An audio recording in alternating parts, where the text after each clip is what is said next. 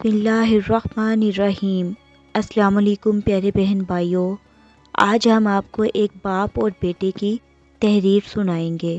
ابا جان، مجھے قرآن نہیں گاڑی چاہیے تھی۔ ایک نوجوان اپنے کالج سے گریجویٹ ہونے والا تھا۔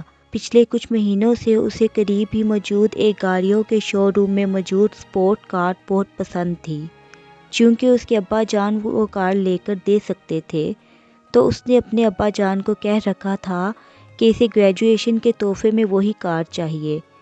جیسے جیسے گریجویشن کی تقریب کا دن قریب آ رہا تھا، ویسے ویسے نوجوان کا اپنے تحفے کا انتظار بھی اپنے عروج پہ جا رہا تھا۔ بالآخر تقریب کے دن کی صبح کو اس کے ابا نے اس کو اپنے خاص مطالعے کے کمرے میں بلایا۔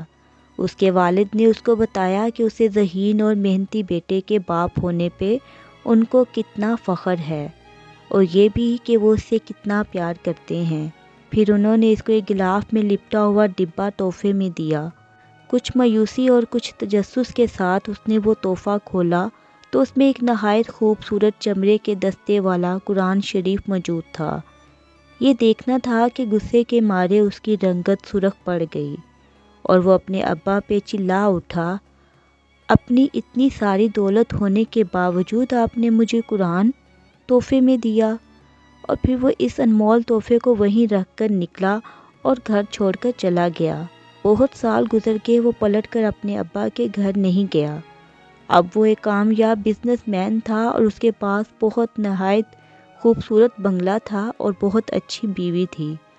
اب اسے کبھی کبھی اپنے ابا کی یاد ستاتی تھی کہ وہ بہت بوڑھے ہو چکے ہوں گے اور شاید انہیں اس کی ضرورت بھی ہوگی۔ وہ سوچتا کہ اسے اپنے ابا کو ملنے جانا چاہیے۔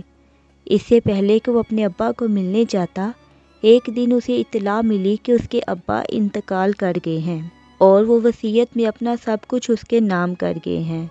اسے افراتفری اور غم کے عالم میں ابا کے گھر جانا پڑ گیا۔ اس سے پہلے کہ وہ اپنے ابا کو ملنے جاتا، ایک دن اسے اطلاع ملی کہ اس کے ابا انتقال کر گئے ہیں اور وصیت میں اپنا سب کچھ اس کے نام کر گئے ہیں۔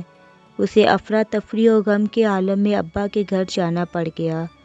جب وہ ابا کے گھر پہنچا تو اس کا دل غم کی شدت سے بھر گیا اور ایک پچھتاوے کا احساس اس کے سینے میں جاگ اٹھا۔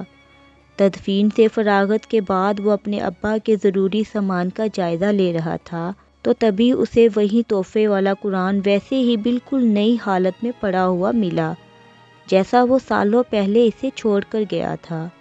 آنکھوں میں آنسو کے ساتھ اس نے قرآن شریف کو کھولا۔ اس نے ایک صفحے پہ دیکھا کہ اس کے ابا نے ایک آیت پہ نشان لگایا ہوا تھا۔ وہ سورہ رعد کی 28ویں آیت تھی۔ بے شک اللہ کی یاد دلوں کو سکون دیتی ہے۔ اس نے یہ آیت پڑھی، تبھی قرآن کی پچھلی جانب سے کوئی چیز نیچے گری۔ وہ ایک کار کی چابی تھی، اس کی پسندیدہ کار، شو روم میں موجود کار کی چابی، رسید کے ساتھ۔ چابی کے ساتھ موجود رسید میں اس کی گریجویشن والی تاریخ لکھی ہوئی تھی، اور ساتھ ہی یہ بھی لکھا تھا کہ مکمل قیمت ادا کر دی گئی ہے۔ زندگی میں کتنی ہی دفعہ ایسا ہوتا ہے کہ ہم اللہ پاک کی عطا کردہ ان گنت نعمتوں کو صرف اس وجہ سے ٹھکرا دیتے ہیں کیونکہ وہ ہماری توقعات کے مطابق لبادے میں نہیں ہوتی۔